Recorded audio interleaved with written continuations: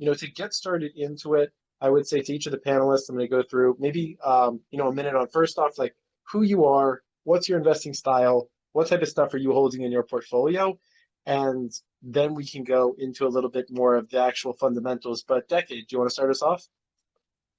Yeah, what's up, everybody? My name is Colin, but my Twitter is all Decade Investor.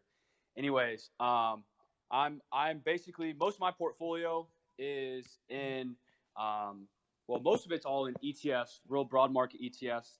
But I do have some individual stocks, and those individual stocks are usually more, blue chip, S&P 500 type companies that I'm just kind of wanted to get a little bit more exposure into those directly.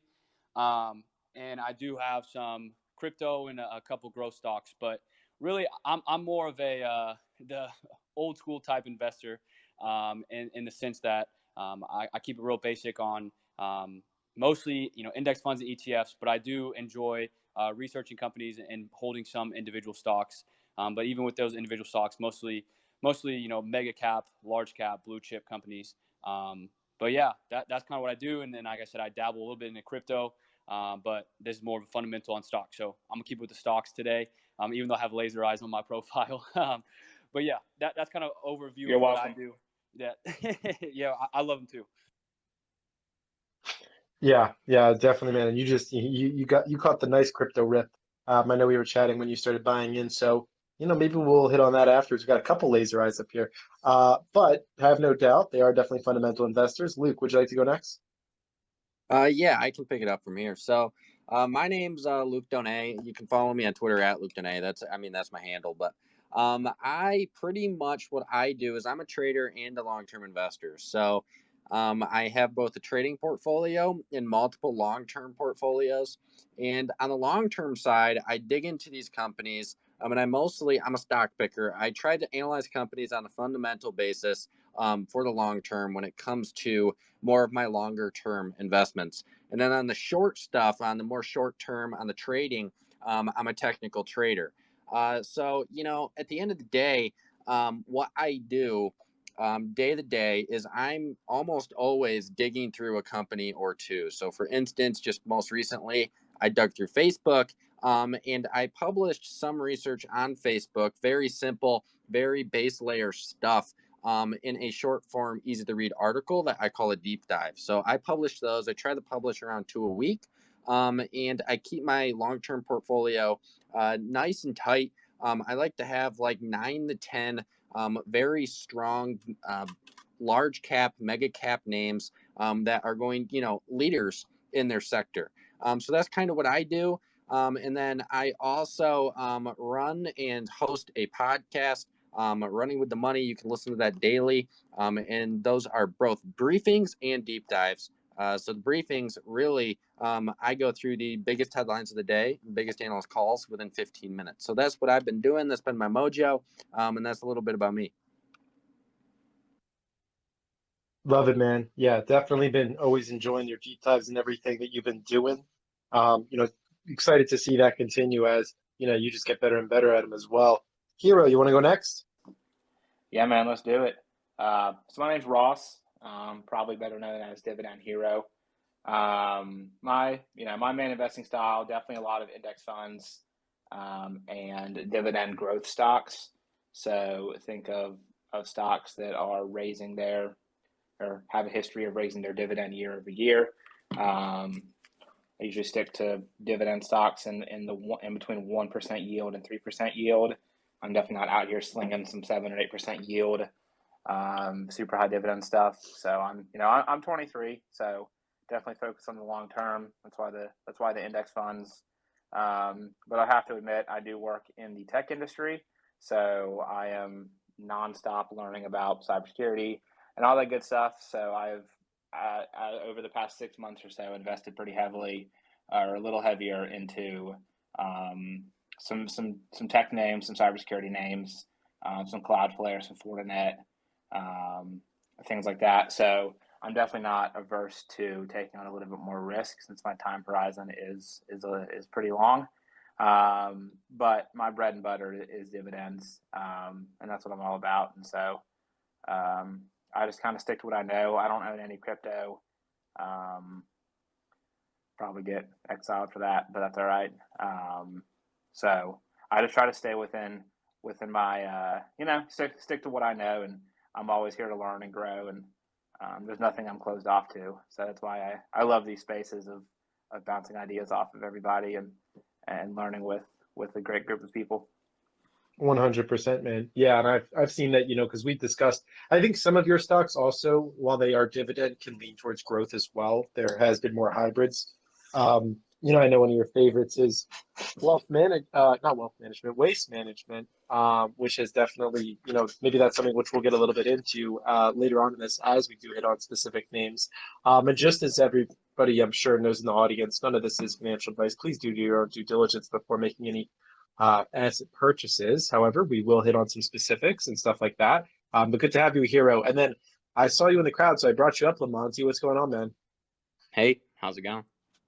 Doing good. Right now, just going around, doing a minute or two on each person's investing style, and then we're going to dive a little bit more into fundamental analysis. You want to share yours? Yeah, for sure. I put a reminder out on this Spaces because as soon as I saw fundamental analysis, I was like, well, I'm definitely joining. I like to think that's kind of my bread and butter. But kind of a little background. I've been working in the asset management industry for about 4 years now.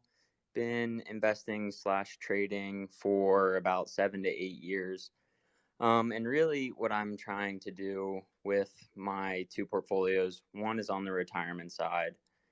So that's really going to be just asset allocation in various ETFs and then working off of kind of macroeconomics. So like back in the end of July, I positioned my retirement portfolio mainly towards money markets and treasury inflation protected securities tips, just because of the overextension on valuations. But excess return on the retirement account, I try to do mainly just through ETF investing and then just positioning based upon where markets are at.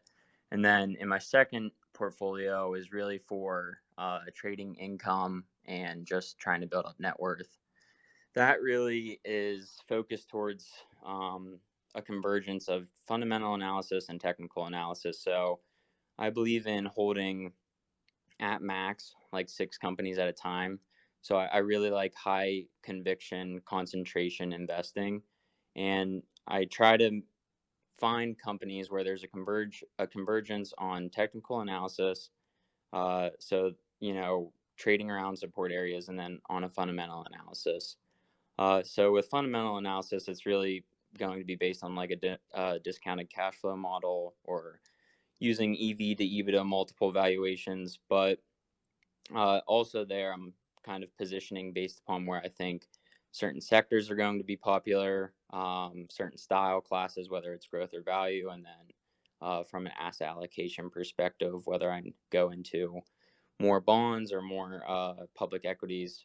That's where I kind of try to generate my excess return on traditional equity market benchmarks. Perfect. Appreciate the overview there. All right, so let's dive now next into, where does this process even begin? I think a lot of people, can get lost in just where to even start because there is so much data nowadays that's available on companies, and so it's a little bit like what's useful, what's not useful. So, Colin, I would love for you to go first. You've been making a lot of YouTube videos where you've been doing deep dives into companies. What's step 1 through 5? When you go in and you're actually saying, all right, I'm going to actually figure out if this company has solid fundamentals so that I can believe in it as a long-term investment. Yeah, I mean, I think the biggest thing in terms of, finding a company or researching company, the first thing you want to do is, because it is a long-term investment, essentially see it as you're becoming married to that company, right? You're planning to hold it for, the long term. Now, for some people that might be 5 years, some people might be 10 years. For myself, it's usually for as long as, my life, basically, unless there's some unforeseen circumstances with that company. But essentially see it as, you're marrying that company. So just as if you would marry, your husband or your wife, or, potential husband or wife or spouse, what do you want to see with them? What, how do you, so with that being said, my first thing I look at is really who's leading that company, right? So when I see a company that I'm interested in, or I want to, research, I'm looking at who's the leadership. What does the leadership look like of that company? What does that leadership want to do with the future of that company? Because where that company is today, and I'm holding it for the long term, I want it to be valued and grow over that long term, right? I don't want to invest in a company, it's $100 a share, and 20 years from now, it's still trading at $100 a share, right? With no stock split. I'm just saying, just in general, there's no growth. So you're investing for the long term, because you want to see that growth, and so I'm looking at what's that leadership look like? What's the whether it's one person or a group of people, what do they want to do with the company? What are their plans with the company currently and moving forward? And I'm really researching and looking at maybe interviews they've done. So for example, I did an analysis over Celsius, the stock Celsius, the growth stock Celsius, and really I spent a lot of my time listening to the CEO talk about the company, right? Even though he might just been talking about the numbers, but how does he talk about that, right? Or the CEO, if you're looking at a different company, how are they talking about that company? Are they excited about the future of that company? And you can really tell, between a CEO that is, talks about the future of the company in just a mild tone versus one that's really excited about, whether or not that growth of that company, what it looks like moving forward. And so I spend really a lot of my time, and I would put this at, really 1 through 5, is really just looking at that leadership. What does the leadership want to do? Because you can look at numbers all day, right? And look at and compare numbers to different ratios, to other companies in the industry, to other, to years prior, all that stuff. But really, who is leading that company? Or, what group of people are leading that company? And what are they doing to extend the growth of that company? And even with, like, for example, a Johnson and Johnson, right? A massive company, right? Johnson Johnson's in everyone's freaking bathroom. You probably have one of their products, and or just to start, just there, like, it's a massive company. They are I was reading an article a few months ago how their leadership is looking to grow into the industry of science and surgeries, as well as technology, and kind of bring those two together as we move towards more, like robotics, possibly in surgeries. And I'm seeing that as an investor, and I personally hold Johnson and Johnson. I'm excited for that. Even if it doesn't work out, at least it shows to me that a company of that size is interested in still trying to grow. They're not just okay with being like, okay, we're a massive, Fortune 500 company, just a conglomerate of massive things, all these products. We could just float through the world of business, and we'd be fine. But they still want to grow. And so I spend a lot of my time early on. And like I said, this is like, for me, like steps 1 through 5, I spend, is looking at the leadership. What do they want to do moving forward? What are their plans moving forward? And like I said, they might have 10 different things they want to do, right? And only one of those works, or we don't know if, what it'll look like moving forward. But at least you want to see the mindset of the leadership of that company wanting to grow, wanting to expand. And again, maybe you have the ability, maybe you don't, but be able to see through the lines because at the end of the day, every CEOs of a company, or not every, but I would say most, should at least want to try to grow.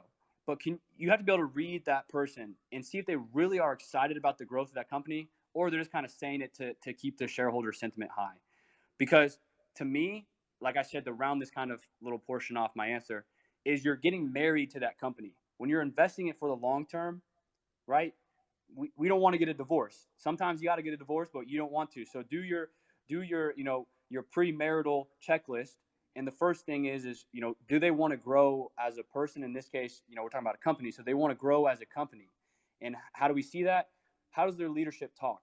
What articles, what interviews can you listen to? Do they go on podcasts? Do they talk about the future of the company? And how do they talk about the future, right? Can you tell with the tone of their voice how they speak about the future of this company?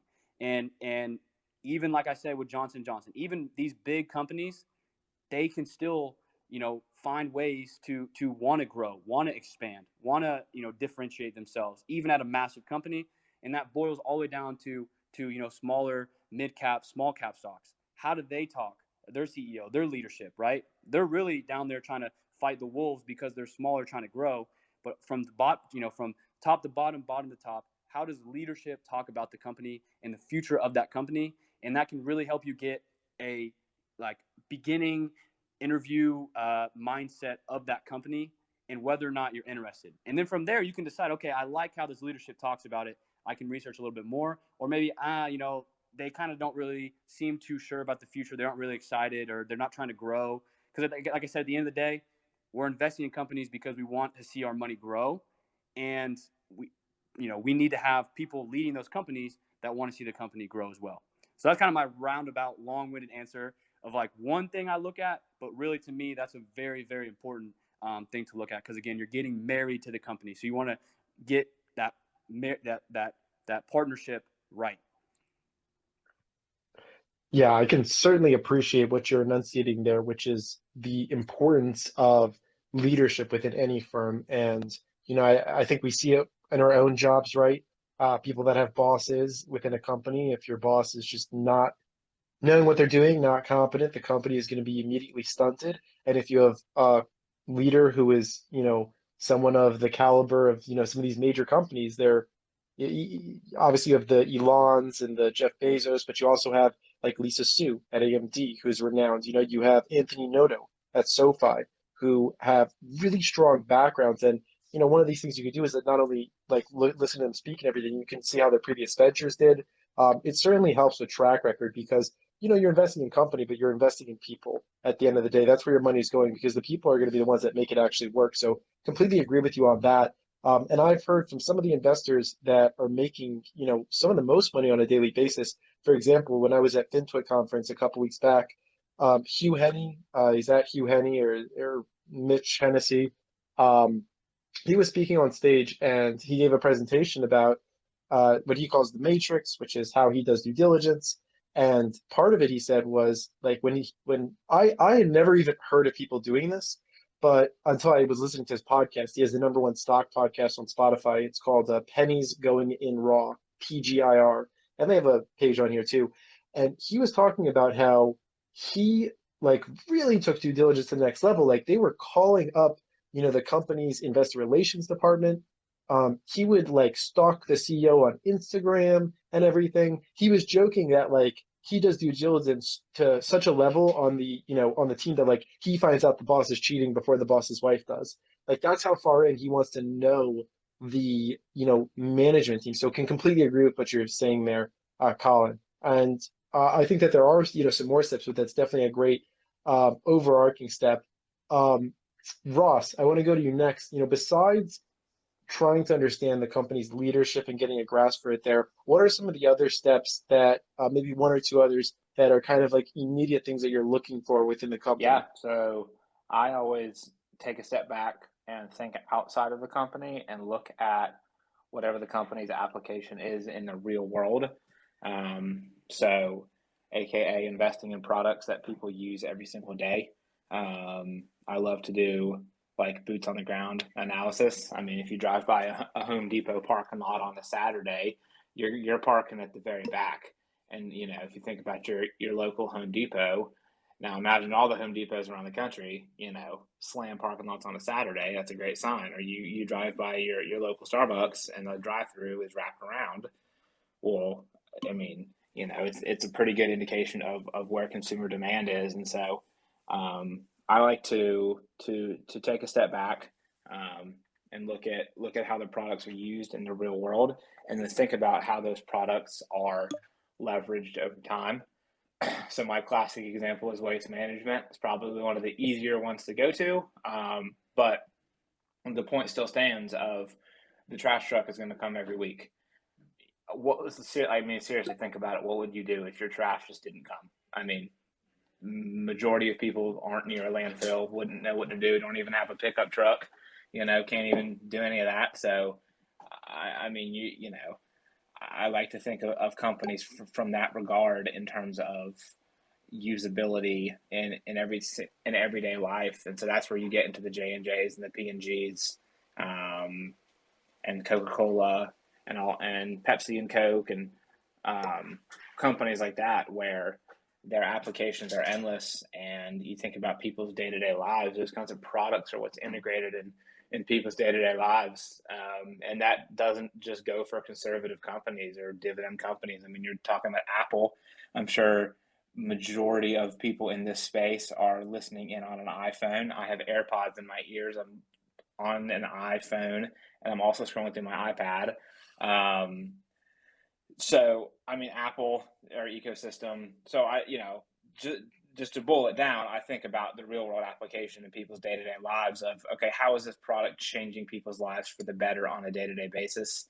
I think it's where like fintech really fascinates me, like PayPal and Square, things like that. I mean, now that everyone's using it, there is no going backwards. Like that is the future. There is no debate. These kinds of products are becoming integrated in people's day-to-day lives.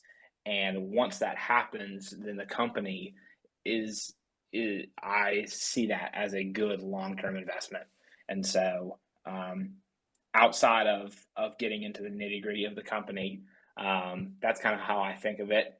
And then another thing that I look at is I go onto the Wolf app, and there's all kinds of excellent graphs and charts built in where you can look at the finances of a company. So I do like to scroll through the Wolf app and look at different metrics and different ratios and how they've changed over time.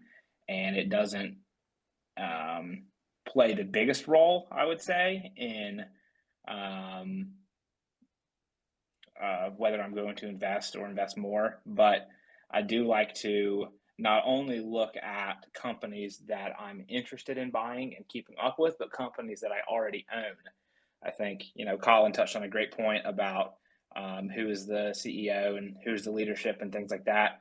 And so I think it's also really important to do the same thing, keep up with the leadership and things like that of companies that you already own and you're continuing to hold, because long-term investing is great until the company something happens, and you know what I mean. You've got to keep up with your companies, even though they might seem like set it and forget it.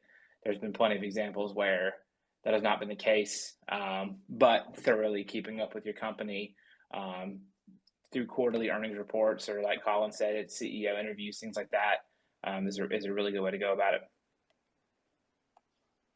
Yeah, absolutely. Yeah, agree with you there. With the things in real life, and this is sometimes where that's been the deciding factor for me. For example, I didn't buy Google for forever. I don't know why. The stock was just running. And then one day it was like, I literally can't go a single day of my life like without using Google. It feels like I need it for work. I need it for everything. So I bought Google stock. And then you go and look today, right? They report earnings and what, they doubled or something, their revenue, like some crazy stuff like that. So you really do see it with real life. Yeah, appreciate that, Ross. Okay, I'm gonna keep the ball rolling here. We also got two big heavy hitters up here now, Special and Brad. I'll be sure to go to them in a couple of minutes. So just gonna ask each speaker, just maybe try to take like 2 to 3 minutes per just speaking slot. That way we can keep the ball moving. So Luke, I want to go to you next. I know that you definitely, we've heard, I think, the CEO and the real life approach, but you definitely dived into some of the numbers. What are some of the fundamental, ratios and numbers that you're looking at as you are doing your research? Yeah, so I look at quite a bit. So I'll lead off briefly going over real quick how I really start an analysis of a company. So first, I try to get like the big picture of how does the company operate and what's really behind the company. So not only do I dig into the company specifically, but I dig into the industry and I attempt to basically, is it a growing industry? Is the industry, is there advancement to be done within the industry? And then I shift over to the company. And when I look at a company, first off, I want to know the business model. I want to know how they're generating revenues. And then I pretty much go from there. So from there on, I look at the income statement, balance sheet, cash flow statement, and I really look, for instance, I'll look at the most recent quarter, and then I'll go another quarter behind that and another quarter behind that. So I like to look at a few quarters to really gauge just in the most recent quarters how the company is performing. So for instance, not only do I look at that revenue growth, not only do I look at income, not only do I look from there on, do I look at, for instance, what are margins doing, operating margin, gross margins. But I also look at, for instance, the return on equity and the return on investment and the return on invested capital. And really what that does for me is it measures how the company, or at least how management, how effective are they? Are they investing their capital properly or more efficiently than competitors? And that really gives me a gauge of, how efficient is the company and effective is company's management compared to other companies. And then I shift into the balance sheet. I want to see a solid balance sheet. I want to see those assets outweigh those liabilities. And I also want to see, at least for me, I look for companies with not much debt on the table, but at the same time, they have plenty of cash sitting there. And then those assets outweighing heavily those liabilities. So where I typically find that, or where I have mostly found that, is within these big tech names, or not even the big tech names, but these more growth names. And then, you shift away from those metrics and you take a look at the company, and I try to identify trends within the numbers. So when I look overall at a company's earnings, I want to see an upward trend over the past few years, especially if it's going to be a long-term investment, that they are consistently expanding revenue. I want to see that those profits are consistently expanding. I want to see that those margins are consistently improving. And I want to see that they're more efficiently over the years, more effectively, in essence, investing their capital, that the company is efficiently growing. And you also want to look for consistency within all of those numbers when you dig through, say, an earnings report and past earnings reports.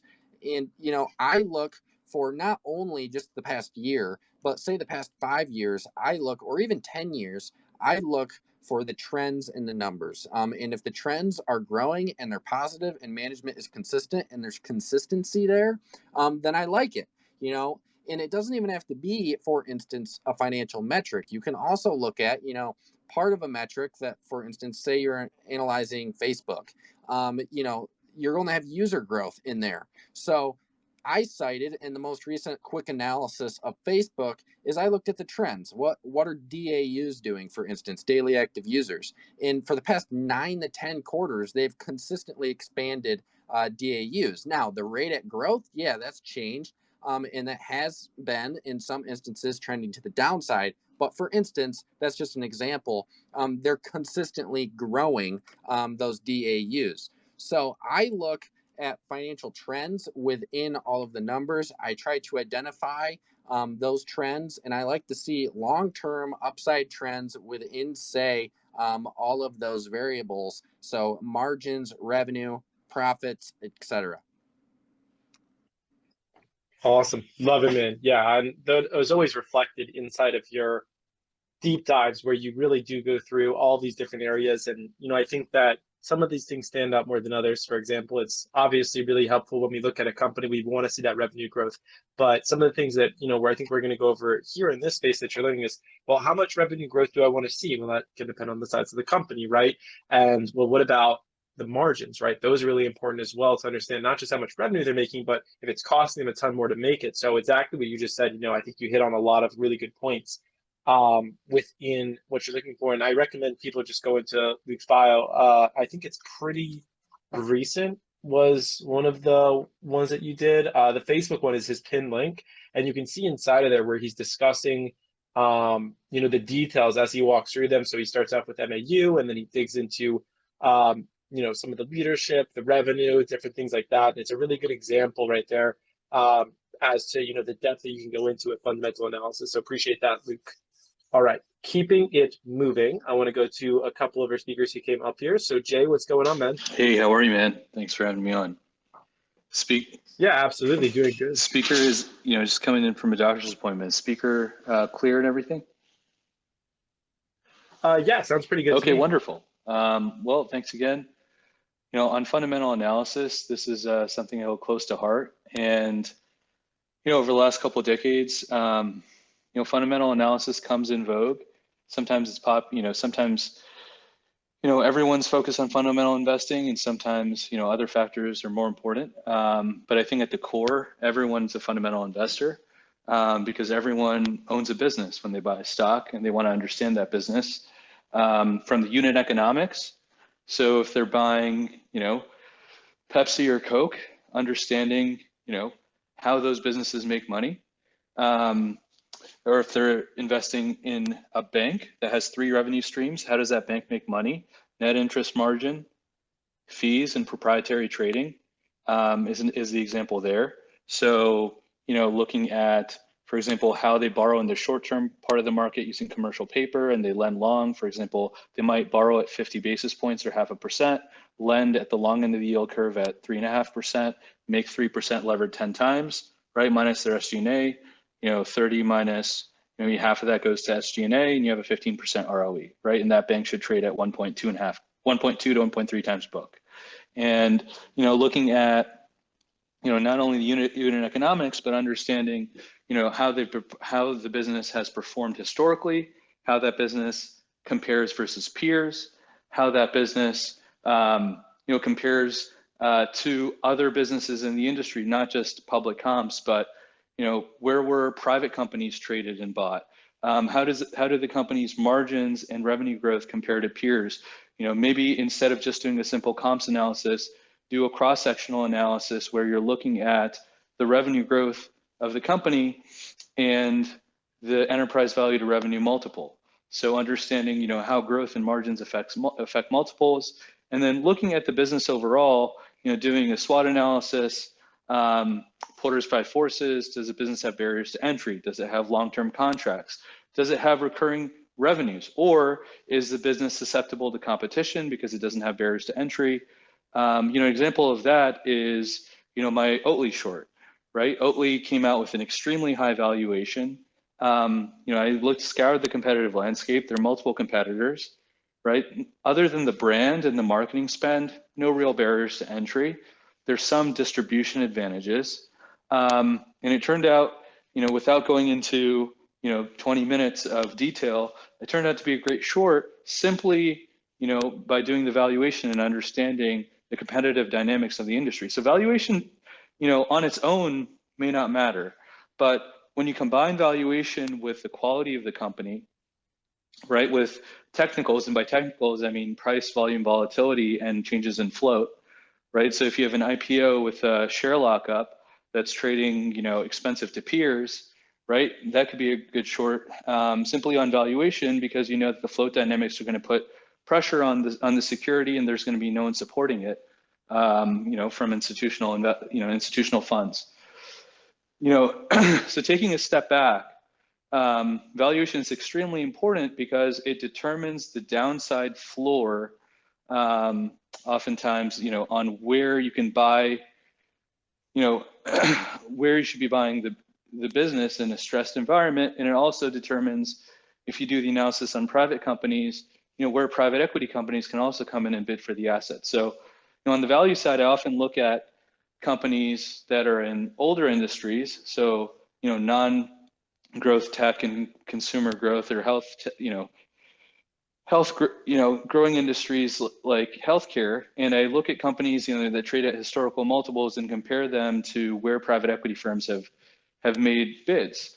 And if a company is trading, 20, 30% below where a private equity firm has historically bought a private competitor, then, that hits my screen for something that I need to do more work on. So valuation is also a really important tool for doing screening. So I often screen on, PE, enterprise value to Ebitda, enterprise value to revenue, enterprise value to gross profit, price to earnings growth, free cash flow yield, dividend yield.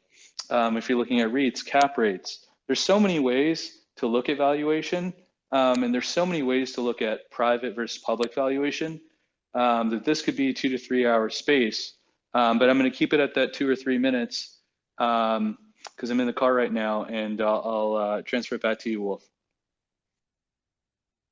Yeah, I love some of the stuff that you hit on there. And I think we're kind of putting the pieces together. And this might be the type of space that people want to rewatch, but we've hit on, I think the keys that I would take away right now is, after we touched on, CEO, and we touched on leadership and using things in everyday life, we then touched on, revenue and stuff. And I think you hit on a couple of points there, such as moat, right, is a really important thing. So you mentioned with that Oatly one, right? Like there was no moat. And for anyone that's unfamiliar with the term moat, it's essentially how easy it is for another company to come into that space and copy exactly what you've been doing. And that can be determined by several different things. Sometimes it's really expensive to get into a space. So for example, to become a rocket ship manufacturer, right, you would need a lot of capital in order to compete in a space like that.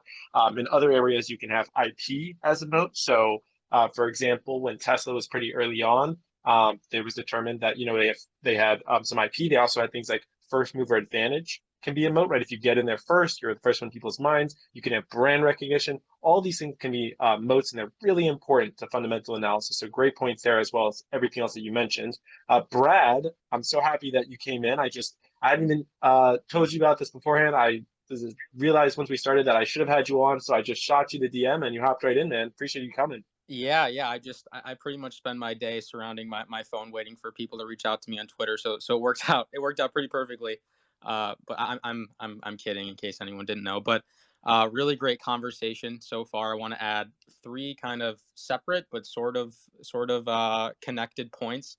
So the first one is on ratios, on when to use from the income statement, when to use EBIT or EBITDA or gross profit margin.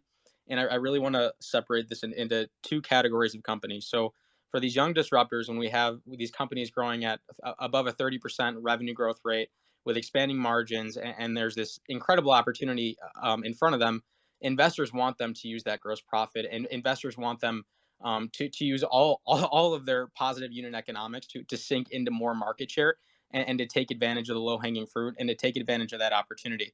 So when that happens, there really generally is no EBITDA, and there really is no earnings, and there is no cash flow. So people will go, wow, look at this company trading for 400 times earnings, but that's because they're aggressively hiring and they're aggressively marketing. And if you sub all that out and just look at input costs and gross profit, it's actually quite compelling. But companies do slow down over time. They do mature over time, and when that happens, we kind of want them to pivot from using every single spare dollar they have to invest into market share to investing in things like shareholder returns via dividends or buybacks or something like that. And that is really when I transition to EBITDA multiples and earnings multiples and take those a lot more seriously. So just some examples, like a Facebook or a Microsoft, who both reported earnings this week. I'm not looking at gross profit multiples for them. I'm looking at free cash flow and earnings predominantly, but then going to really a lot younger, more speculative companies. I'll try to think of popular ones, maybe like Curiosity Stream or Upstart or Butterfly Network, or some companies that have 60% gross profit margins and no other profit because they're investing so enthusiastically into growth. So that's really the difference I wanted to highlight there, and that's when I'd be using a gross profit multiple in order to value companies. But I really never use sales multiples as a core means of valuation, just because I mean I talk about this a lot on Twitter. Everyone can spend $1 on 75 cents in growth. Everyone I guess who has access to capital can spend spend $1 on 75 cents in growth. So lofty revenue growth coinciding with negative or single digit gross profit margins is not super appealing to me, because as that business scales, the profit doesn't scale nearly as meaningfully and nearly as directly as it does when we have 50, 60, 70, 80% gross profit margins. So that's point number one. Point number two, prospectuses, when these companies are going public and they file their S1, or if it's international and F1, they all say that they're amazing at something. They all say, we're way better than the competition.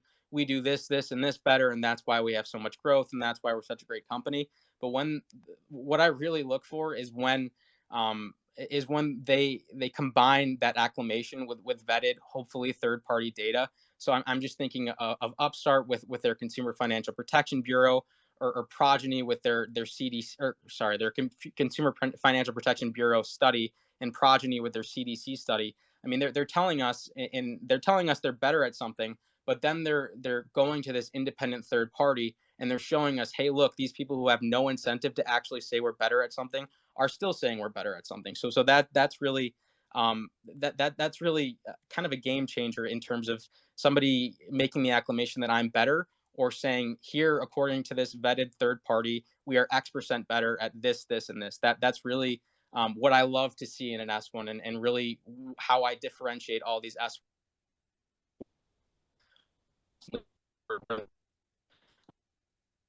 is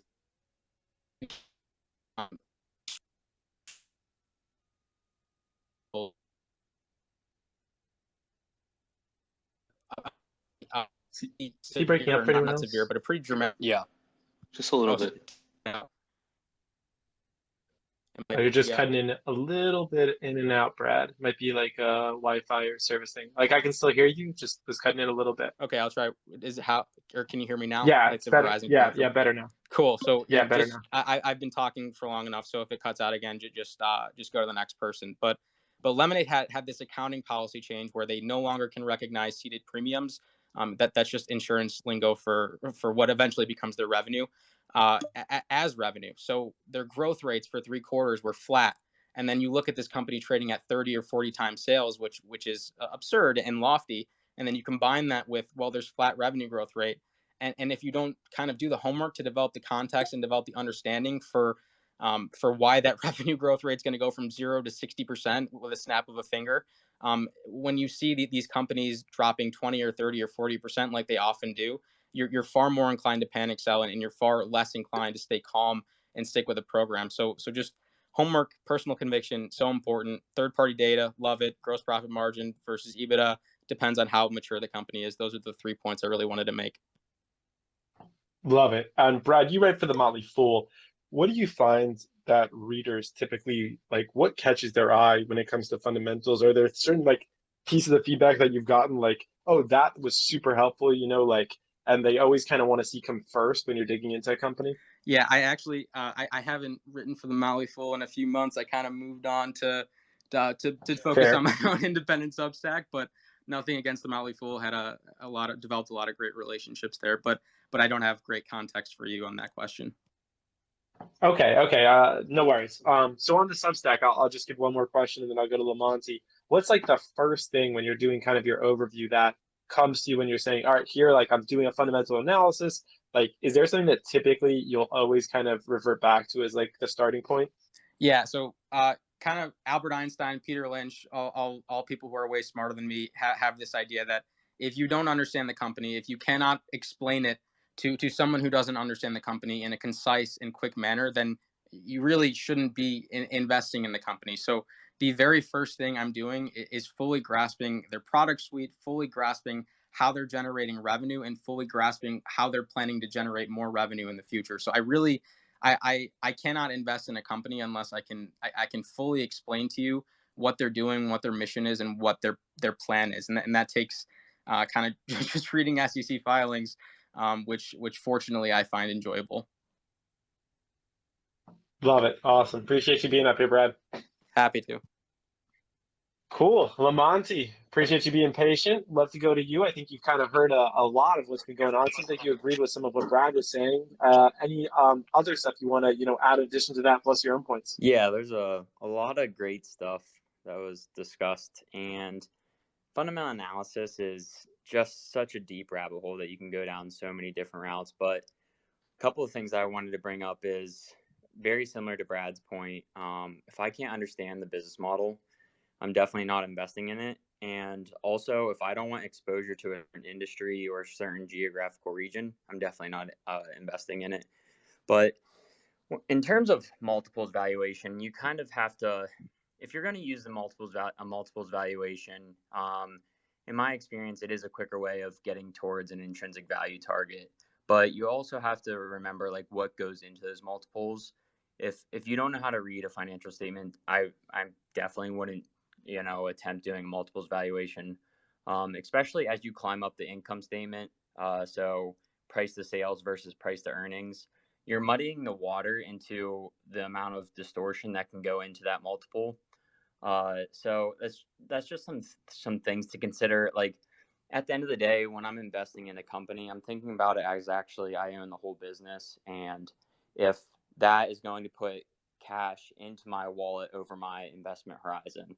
So, if I pay 10x earnings, and those earnings are solid earnings, they're of quality, they're repeatable, they're consistent, and I get paying $10 for the company, I get $2 in earnings, and let's say it's growing at 20%, So, at some point I have to say, is my payback period too long to recoup that investment? And then even after, at that point, am I able to exit at a higher multiple at what I got in at? So like when it comes down to things like that, at the end of the day, if you just simplify it into terms of, this is what I'm getting back, and this is what I paid for it at the onset of your investment, it makes things similar, or it makes things simpler to understand. And you can definitely get down this, convoluted rabbit hole of all the various metrics and things of that nature. But, for me, it's, do I understand the business? Do I understand how they generate revenue? Do I understand, like Special was saying, the Porter's Five Forces, the power of new entrants? Do they have bargaining power against suppliers? Does the customer have bargaining power against them? Things of that nature. And then is it somewhere in an industry geographical region that I want exposure to? Once I have all of those answers, all those questions answered, then I dive into the company's fundamentals. And I do use a screener. I'm a fan of it. It helps me kind of start as like a top-down analysis, not top-down from the sense of like macroeconomics into company specific, but more so this is the industry group that meets my preference. And then I can start to read into the company specifically. So that's kind of my approach. And thank you for bringing me up. But unfortunately, I have to get back to work and keep up the good work. Awesome. Working man. Appreciate you coming on. Everybody be sure to check out Monty. We've done some podcasts together. He's also a fantastic analyst on crypto. So listen, if you like fundamental analysis or if you like crypto stuff, which is an entirely separate world, he's a great one to follow. Okay, so what I want to go into now is, for all my speakers, I'm going to give you all a minute to think, is I want you to pick kind of like a real life example. I want you to pick a stock, perhaps it's something that you're currently holding in your portfolio, and I want you to go into why you believe it's a fundamentally sound company. Now, again, I'll reiterate, this is not financial advice. This is, for educational purposes. But I think that the audience and myself would really benefit from this is, diving into like, here is the stock, probably one that you're holding. Here is why I believe it's fundamentally sound, in kind of like a 2 to 3 minute package, right? Hitting on the different areas that we've touched on. Also, while we're going into doing this, if anybody's in the audience and you're listening, these are just, some people that I've been following for a long time up here. I highly vouch for them. They're not leading you astray. They're certainly not dropping, just tickers on a daily basis. They really put in time and effort into curating and cultivating their portfolio. So I think they're amazing follows. In addition to that, if you're enjoying the spaces and you want to make sure that you can see other spaces, Twitter Spaces, of course, makes it very difficult for me to put out a calendar, right, where you can actually see all of them. So what I've done is I've created a free public Google Calendar.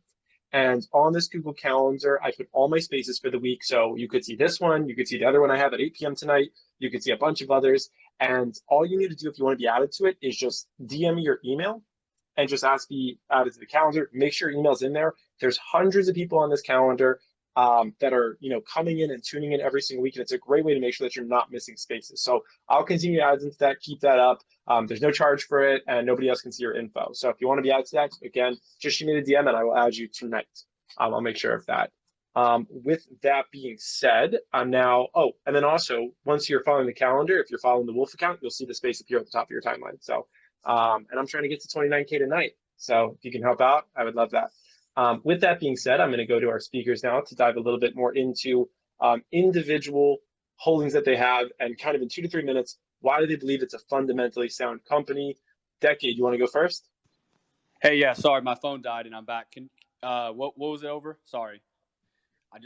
Yeah. So you didn't miss much. The question is just, now that we have discussed some of the things that make fundamentally sound companies, how we do due diligence, I would love for you to take a specific example and take a company that perhaps when it's in your portfolio or elsewhere and explain why you believe that company is fundamentally sound. Yeah, I think one that I always revert back to, and I kind of touch on that briefly at the beginning, but it is Johnson & Johnson. So that company, I've been investing for.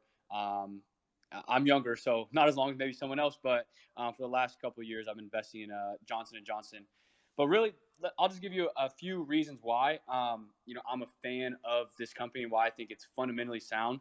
Earlier I said that, the biggest thing I look at is leadership. And I don't want to go back into this a little bit more, but I'll briefly touch on it for people that just joined in.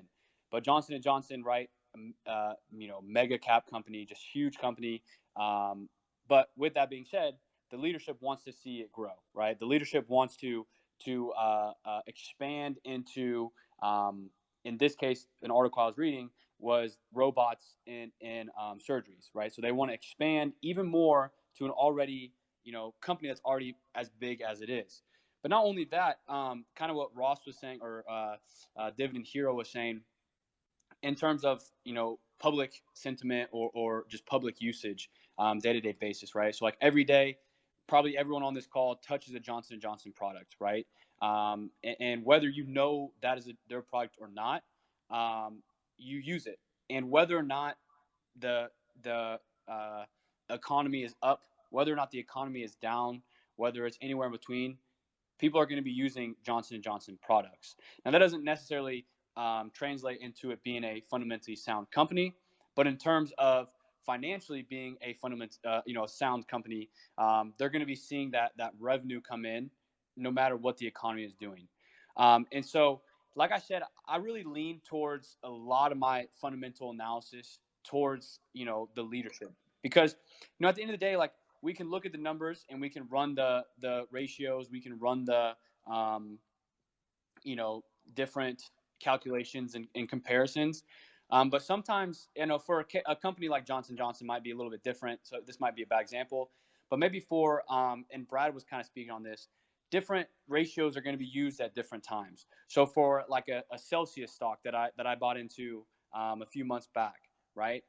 Looking at, X ratio versus compared to a Johnson & Johnson type company that's very mature just isn't going to sit right, isn't going to look right. And you're going to be turned away from a Celsius or a smaller company than a more mature company. And so, with that being said, when you're looking at more mature companies, I don't spend too much time looking at the financials per se, because more than likely, if they're already a mature company, a mega cap company, and you can never assume. So I'm not saying you just automatically assume. You do have to look. But I'm saying I spend more time looking at the leadership, looking at the growth potential of that company. Because if they've made it that far, again, not always the case, and I don't want to, I want to make that clear. I'm not saying this is every time, but more than often than not, their financials are going to be somewhat sound, right? Or going to be sound because they've got to where they are.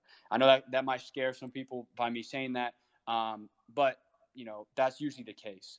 And so for a company like Johnson & Johnson, for a company like Walmart, for a company like Waste Management per se, something like a bigger company like that, I'm looking at what the company is trying to do, what the leadership is trying to do, right? Are they trying to expand into different countries? Maybe that's, like a company like a McDonald's or something, right? Are they trying to expand to different countries? Are they trying to change up something within, what they're doing in-house that would, lower the costs, increase the margins, increase the revenue, whatever the case may be. So a lot of it, I know you said it for an example. So really, it's just like I said, I always refer back to this example is like with, the Johnson & Johnson, right? I think that's a really good one to talk about, because a mega company like that is still looking to see, places to grow. And as an investor myself in a company that's very mature, and very massive, how can they still even grow, right? I like the safety of Johnson & Johnson, but I still want to see that growth because I'm young. And yeah, am I sacrificing growth maybe in other smaller companies, of course, but to see the safety that I see with Johnson & Johnson, plus the growth that they have, it's not going to be massive growth, it's not going to be crazy growth, but to at least see their leadership wanting to do that and get that growth is something that I like fundamentally as an investor, in this case, Johnson & Johnson. Love it, man. Appreciate that. And I always appreciate the passion that you speak with. Decade's been doing so much good stuff on YouTube. If you enjoy listening to him speak, he's not always on Spaces. We'll get him on some more Spaces soon, but there's plenty of stuff out there about him. Okay, Brad, you want to go next with that? Sure, I'd love to. And I'll go with a company that I don't get to talk about a lot on here, called Progeny.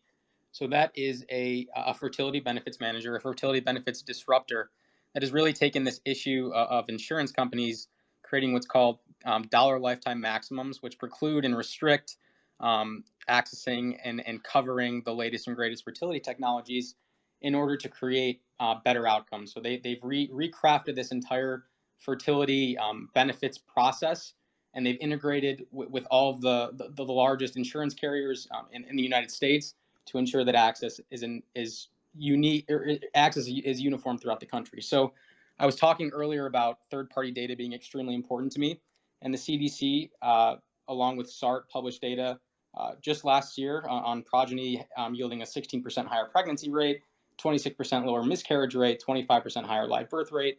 It goes on and on and on. And the most encouraging part about this data is that their leads over the national mean have been increasing, amplifying every single year. Will the national mean? Oh, sorry, dogs. Hey guys. Lol. Yeah.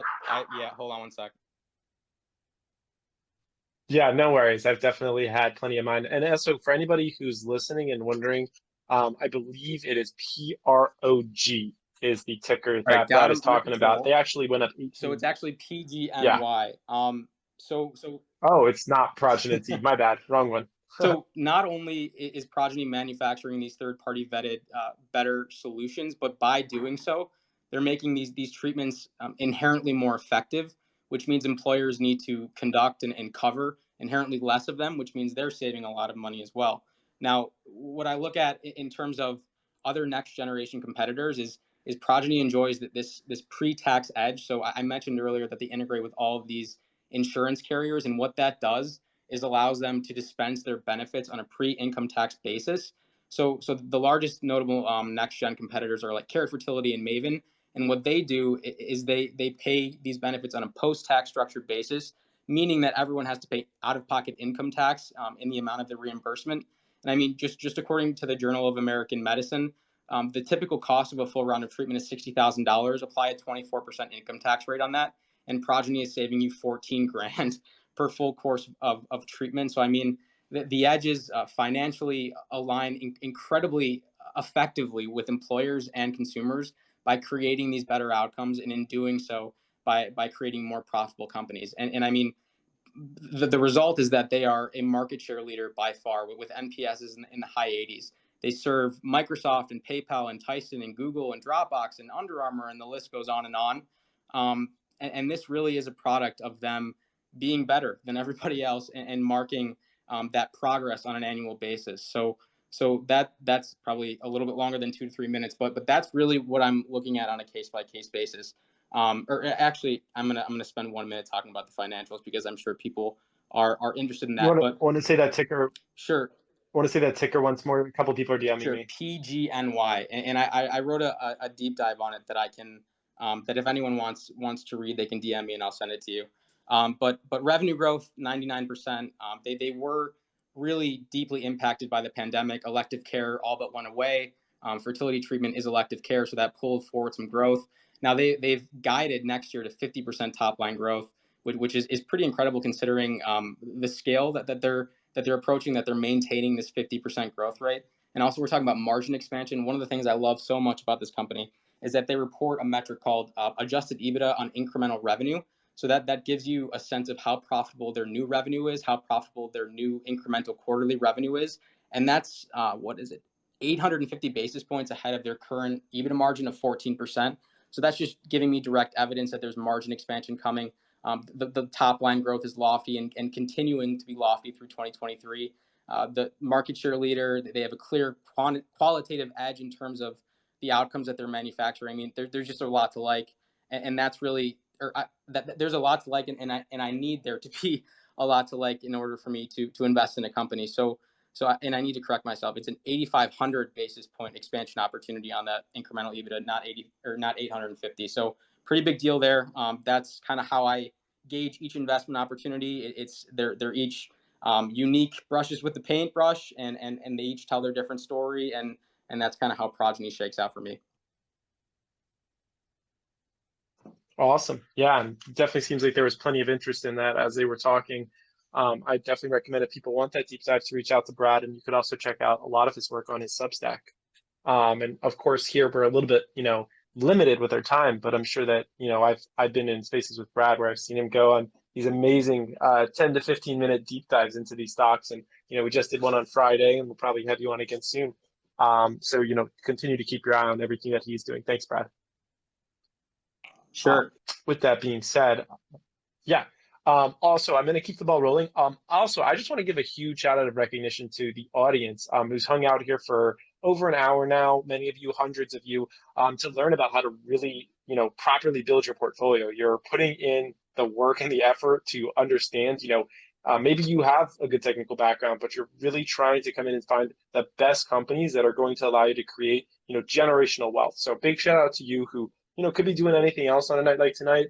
But are doing this. And then also special from my heart, shout out to everybody who sent such nice DMs. I just got like 10 DMs from people who are just, I think, appreciating, what's going on and are enjoying it. So listen, like, it's absolutely my pleasure. And for anyone who's wondering why I have the opportunity to do this, I got super blessed, and this is my full-time job. I literally get paid a salary to hang out on Twitter Spaces and host. That's why I hosted 25 hours last week on Twitter Spaces. I don't think I could do it otherwise.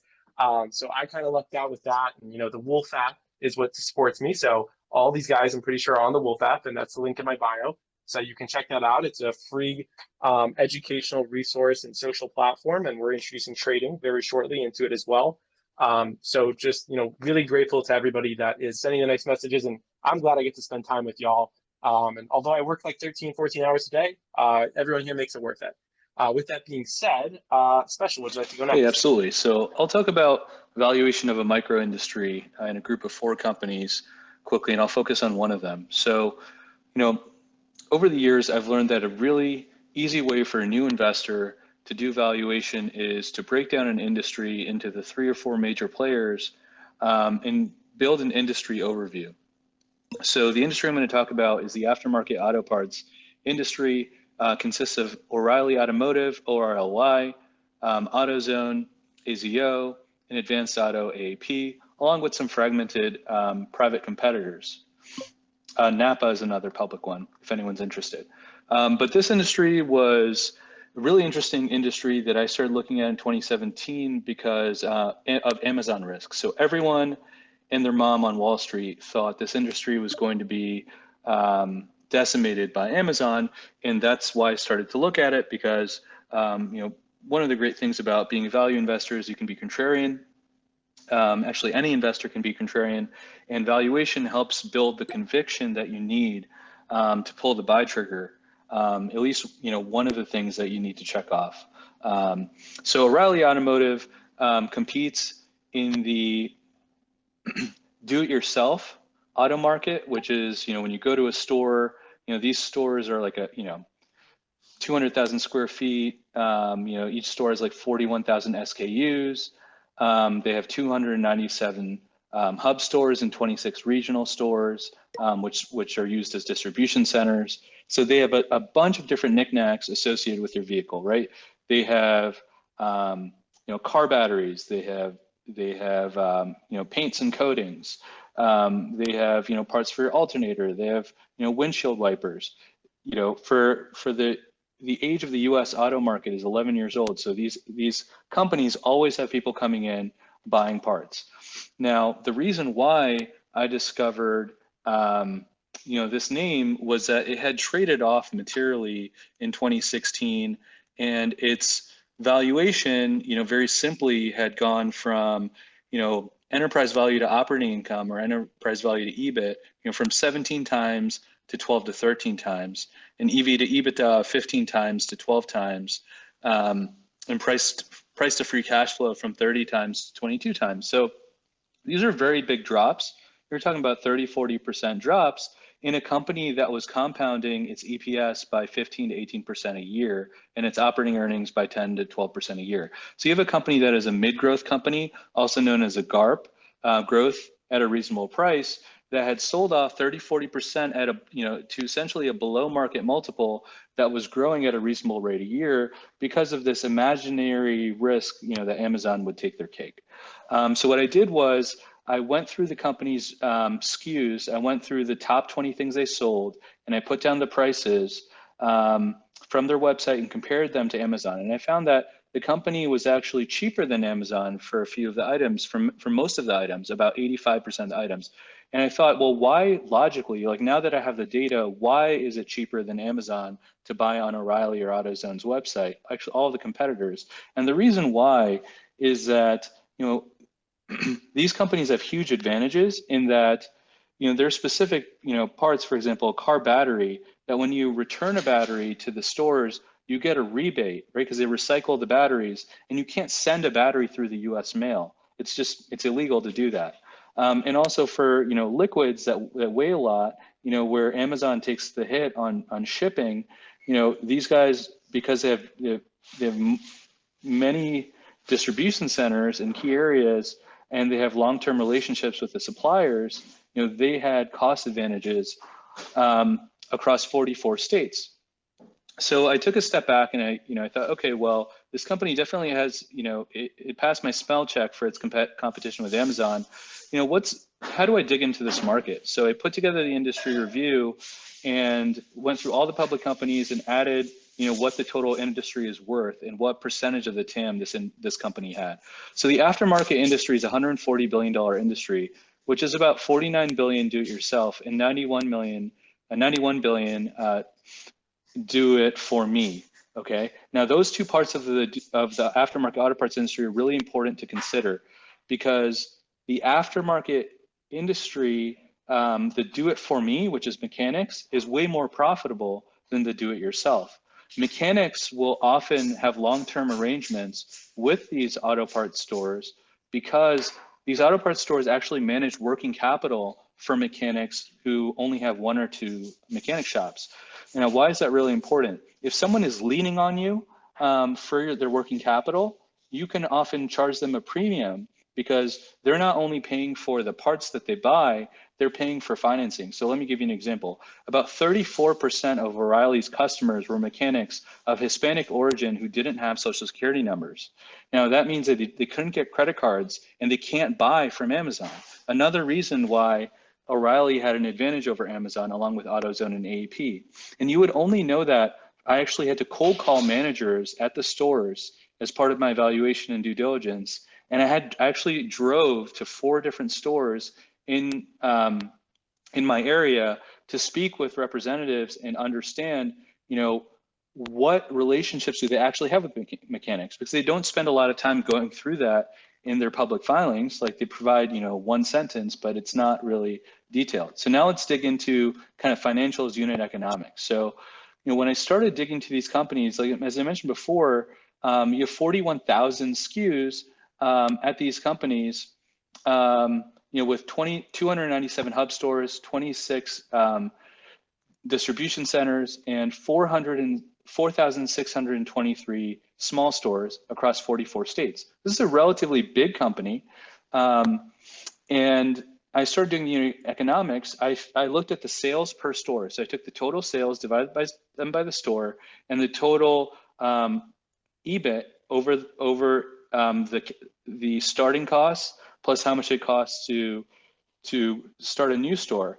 And I found that their sales per store were very high because all these SKUs are in a very small square footage, and their sales per square foot were also much higher than, you know, other types of retailers. And I found that their ROIC, which is their return on invested capital per store, was over 23%. So all of a sudden I realized these stores, they don't really have to look nice, right? Think about it, only costs $250,000 to set up a store. It is very low cost because you can have bare bones concrete, you know, and just a shell with the manager's office and just stacks and stacks of shelves. And I realized that, you know, the return on investment was really high and the core business here was profitable, and the gross margins were very reasonable versus a traditional retailer because they're selling, you know, niche items that mechanics use. So once I had this, now I understood the story of the business, and I've cut a lot out for the sake of time. You know, I started looking at the valuation, and I found that, you know, this business, after it sold off by 30–40%, was trading at over a 9% free cash flow yield, which when I graphed across free cash flow yield versus growth for a company that was growing free cash flow yield at 12% a year, it actually screened cheap to most of the companies in the S&P 500. So not only did I compare this company to AutoZone, Advanced Auto Parts, and Napa, I compared it to the S&P 500 and some broader retailers like Home Depot, Walmart, et cetera. And I found that it was actually trading cheap, very cheap to Home Depot, very cheap to Walmart, very cheap to Target, very cheap to other retailers, its comps, and the S&P 500 for the growth that it had. So that gave me confidence to buy the company when everyone thought Amazon was going to eat its cake. And if it wasn't for fundamental due diligence, I wouldn't have been able to make that bet. And the icing on the cake was when I spoke to a few mechanics. So part of due diligence is not only speaking to managers at the companies, it's speaking to competitors and suppliers.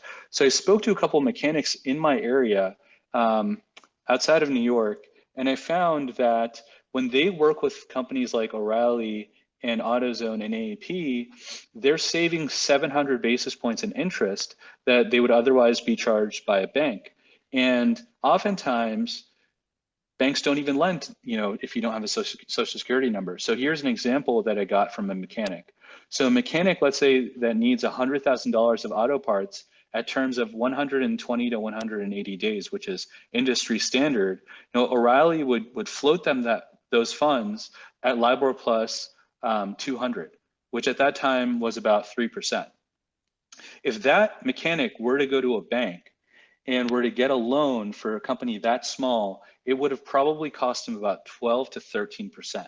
Now imagine, if you're making a small margin as a mechanic, you have to pay your laborers, you have to pay for parts, the insurance company reimburses you, and that can take some time. Why would you pay a bank 12 to 13% to grow your business? It doesn't make any sense. So, that really helped me understand, not only is this business cheap, not only do the unit economics, are the unit economics insane, 23% per box, and not only does this business really need to exist and doesn't have the Amazon threat, without this business, mechanics would go out of business because all of their inventory is financed by these companies. And on the flip side, O'Reilly had such a low cost of capital, right? A couple percent that they could lend to these mechanics all day, and they knew how well the mechanics business was doing because they knew how much inventory the mechanic was buying from them. So they had an informational advantage. So this is an example where you can use mosaic theory, combining information that you could collect from various sources along with the fundamental information provided by the company and valuation and due diligence to make an investment that is up 300% since the end of 2016. Wow, wrapped it up with a bow there at the end. But yeah, I think that was some great points there, which you said where, you kind of had some other information, but it was really the fundamental analysis that allowed you to nail down those investments and actually pick the right company for the long term. So great points right there. Also to everyone, Dividend Hero just had to jump off. I would have given him time to finish up, but he didn't tell me he had to jump off. So that was that. Real quick, we're going to go to two more of our speakers. And then we'll move into a little bit of wrap up after them. But again, the question was, give an example of a company which you believe is fundamentally sound and why you believe it's fundamentally sound. Just so that we have a little bit of an actual example here to work with. So Luke, you want to go next? Yeah. So, there's a lot of companies you could go over. But one I think that hasn't been getting all too much love lately and that people really need to dig into instead of just looking at the headlines is actually Facebook, one I just went over. So I'll just go through and quickly identify some of the things I looked at with the company and what I thought stick out that people should consider. So, you take a look at Facebook, and first off, you need to identify, for instance, the business model and industry. So the bulk of Facebook's revenue comes from this digital ad revenue or this digital ad spend. And when you look at digital advertising, you look at the projections for the industry and you look at just overall trends, that industry is not going anywhere. In all likelihood, it's going to continue to grow. So that's one thing Facebook has going for it. Now you look at Facebook's position within the industry, and that's something else I continue to like. According to some of the most recent data I've read up on, For instance, at the end of this year, they're in all likelihood going to account for nearly a quarter of U.S. digital ad spend, right around 23.8%. So that's a pretty darn solid number there, just from a point of leadership within that digital ad spend industry.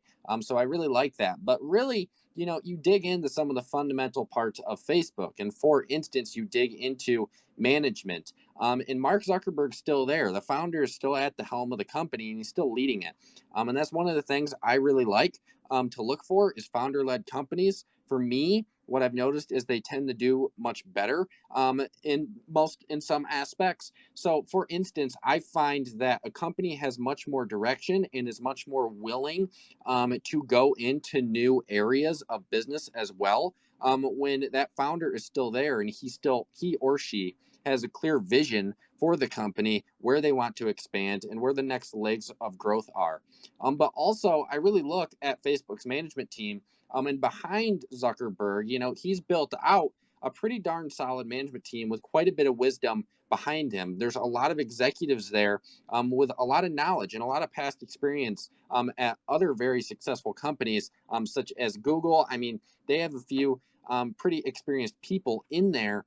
So I like to see that management team with quite a bit of wisdom from a variety of other very successful companies. And then also, what I look for is you really need to look at when it comes to Facebook. They're a social media company. So I dig in and I look at, where are those daily active users going and where are those monthly active users going? And yeah, that year-on-year growth, especially of late, has decelerated. But you look at, the long term here, and the overwhelming trend is up. They're consistently, whether it's 6% year over year, for instance, in the most recent quarter, or 7% year over year in the previous quarter, you look at the overall trend over the past few years, and Facebook broadly across their platforms continues to expand that user base, DAUs, MAUs, and that's something I like to see. You look at the long-term trends of ARPU, average revenue per user. It's a social media company. That's a metric that I like to focus on, and many focus on when it comes to these social media companies. The long-term trend of that ARPU is solid. So in the most recent quarter, yeah, it missed expectations because there were some headwinds in there. And I don't want to, I can't go any farther than a few minutes, so I'm not going to take up a ton of time and go into those headwinds. But, you look at the overwhelming trend of, for instance, their user numbers in ARPU, in the overwhelming trend is up in the long term, which I like to see. And then I just look at some of the basic stuff as well. I look at that earnings per share trend over the past few years. The overwhelming trend is up. I look at revenues, and not only just one segment of revenues, but all revenues, total revenues as well. I look at the overwhelming trend, and over the past few years, the overwhelming trend is up.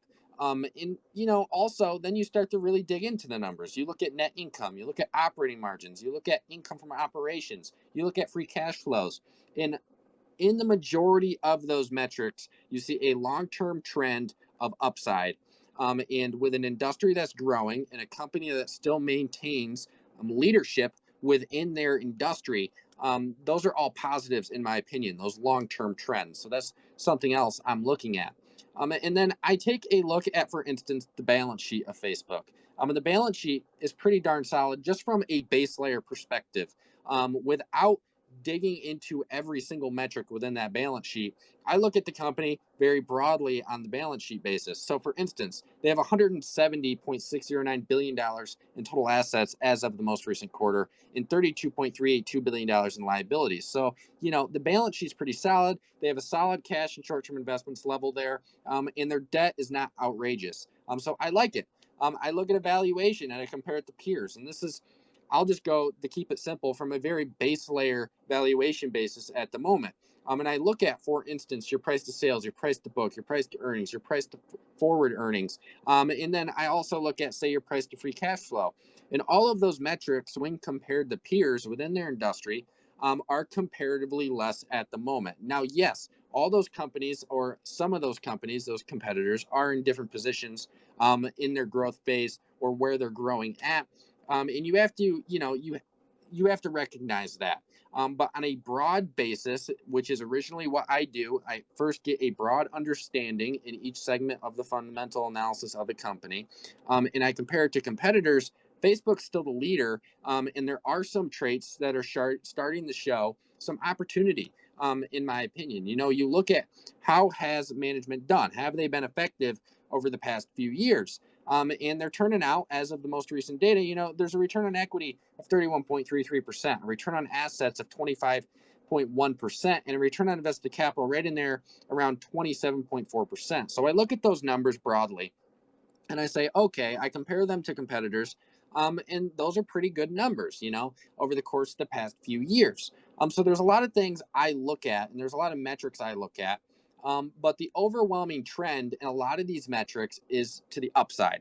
And then finally, what I'm starting to like about Facebook more and more, and it's, I continue to dig into it, simply because I think there could be an opportunity there as the name moves to the downside. You look at the company, and management still has an appetite, and you can see it even in the most recent press releases and announcements, still has an appetite to expand in the new areas. They still have an appetite to grow and create new revenue streams.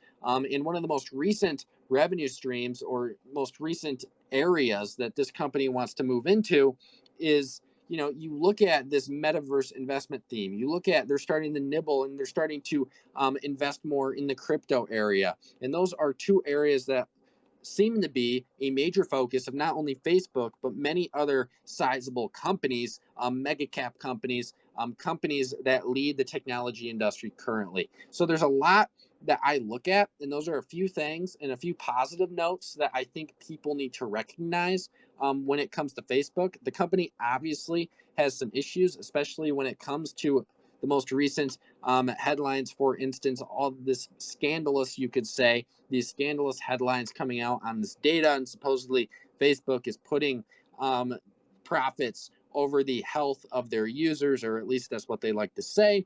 But if you really dig into the data behind some of that, Facebook has been, and management has been working on cleaning up the platform. They've been working on, getting that negative platform content off of there. And one of the metrics that stuck out to me the most in one of their internal reports that they did publish is that, you look at, for instance, hate speech, and according to their community standards enforcement report, hate speech actually showed up in just 0.05% of content viewed. And that was a 50% decline over the previous 3 quarters. So, I also looked at that and I was like, okay, you look at the platform and you look at what the company's doing, not only from a fundamental standpoint, but you also look at, some of these outside aspects, these scandals that could be affecting the company. And inside, they actually seem to be working on cleaning up the platform and trying to get that public view back in line. So those are just a few things, most of them fundamental, that I like about Facebook, and I think offer possibly some opportunity. So yeah, that's really my fundamental view, or some of my fundamental view on Facebook. Baller as always. Nothing but net from Luke. With that being said, I think that was an amazing, intro to Facebook there. And of course, you can read his thread. Sadly, I see it looks like Brad might have hopped off. I was going to go to him for a final word afterwards. Oh, there we go. He's back. I'm bringing him up real quick. So if you've been listening, we've covered several topics over the last hour and a half. The first, we went around and just had our initial speakers kind of talk about their investment styles, what they look for. Then we went to, what's the first thing you do when it comes to fundamental analysis? And we heard a lot of really good points here. We heard, researching the administration, the leadership of the company. We also talked about seeing it in your everyday life, right? I use Google every day. Decade talked about using J&J products every day. Hero talked about using Apple every day, things along those lines. Then we went into some more of the numerical values, understanding revenue growth, gross margins, things along those lines, which are really important. And we've kind of rounded it out now by going around and talking about, specific stocks and why we believe those stocks are fundamentally sound. I think everybody's had a chance to go around and do that. With that being said, since I do have another space in 30 minutes, I'm going to move into some wrap up on this one. And I'm going to go to my speakers for just, any final comments that you want to say when it comes to fundamental analysis, anything that you're, forward looking, or just anything else you want to put out there. I'll go to you first, Jay. Hey, well, thanks again for having the space. I got a few DMs about, we are talking about how you value a company using multiples, or a discounted cash flow statement, or precedent transactions where other companies have sold in the private market. How do you get more confidence that your industry is growing? So 2 seconds on that. So in the aftermarket auto parts industry, I did some work very quickly, and just with mental math, you can see that there are about 285 million cars in the United States. The average age of a car has gone from about 8 years to about 11 and a half years. And on average, there are a bunch of trade journals, and there's the Auto Care Association, which publishes a lot of this information for free. The average spend per car is about $900 per car per year. About half of that is on parts. So you quickly do the math, right? You're about a $150 billion industry for auto parts. And then you can calculate the market share of the companies just taking their sales and dividing them into the industry pie to get their percentage market share. And then, the Auto Care Association tells you that the industry's been growing at 3.5% a year CAGR. And you can cross-check that by looking at miles driven. So miles driven, US Department of Transportation gives you miles driven. Also in the 10Ks, these companies share with you, what miles driven have been over the last 10 years. And you can cross-check that because companies should, you should have car issues depending on how many miles you drive them and how old your car is. So that's an easy way to kind of sanity check. The growth of an industry. This company was growing at same-store sales of 7% versus AutoZone, O'Reilly, and Napa, which were growing at 1 to 3%. So you can see that this company was growing market share because it was growing above and beyond the industry. And then when you take the same-store sales growth and you add that to the fact that the company was buying back shares as a 9% free cash flow yield and was taking 5% of that and buying back 4.9 million shares, or 5% of its float every year. Not only was the company growing same-store sales, it was buying back shares, and it was also opening new stores at 4% a year. So its organic growth was 4% new stores plus 7% same stores of 11. And on top of that, so that was flowing down through the cost structure of the company to earnings. On top of that was buying back shares. It was very easy to see this company grow earnings at 15 to 18% a year, just doing simple math and laying that out in a model. So I have a bunch of models at specialistsresearch.com, where I explain how to do this. And once you do it 4 or 5 times, it will be a lot easier for you in the future. Absolutely, and can definitely vouch for that website. And one thing that we didn't go all the way into today was when you're really breaking it down and you're trying to do, find a fair value of a company, there's something called a discounted cash flow model, or DCF as it's often stated. And I know Special has a ton of those models up on his website, and he does them for a bunch of different stocks. So if that's something you want to learn more about, you can really check them out on there. But that's where you're essentially valuing a company based off of future cash flows, which is about, I would say, almost as fundamental as it can get. And that's a little bit more heavy lifting. You're going to need a lot of data on the company. That's not impossible to get it, of course. Like there's a lot of ways to get that data, and you can pull it from Yahoo Finance and FactSet and other places, and then you're going to project outwards. You can actually get the it for reason free why, on and SEC Edgar now provides XML downloads. You can actually provide you can actually download the Excel data for free from our government website, SEC, .gov/Edgar, and then you have to clean it up a bit. sweet. There you go. And the one thing I'll say with that as to why it's so fundamental is because when you're doing a discounted cash flow model, you're projecting out certain things in the future years. So you're projecting out revenue, you're projecting out costs, you're projecting out, depreciation and things like that. And in order to accurately project, you need to have a fundamental understanding of the company so that you can create accurate projections. Because if you try to just streamline things, you're going to get messed up. If you try to say, revenue is going to grow at 7% a year for the next 10 years, you're not going to be accurate. You need to understand catalysts and events and things like that. So that's why, there's a lot of people that do them, but there's levels to these things, as they say. Okay, I'm going to keep it going. Oh, real quick, I'm going to go to him afterwards, but my friend Dylan's up here, Blue Suit Dylan. You can see him up top. I think he's 25 followers from 10,000. So I thought it'd be great to get him up here. And if anybody Could throw him a follow. He's really good. He makes awesome YouTube content. We'd love to get him to 10K. Brad, I'm going to go to you. Do you have any final comments or thoughts on fundamental analysis or anything else you wanted to share here? I had nothing, but after that interesting conversation on discounted cash flow, I'll just add, once you arrive at that model, I think it's really important, arrive at that fair value or that fair present value. I think it's really important to evaluate the assumptions you made.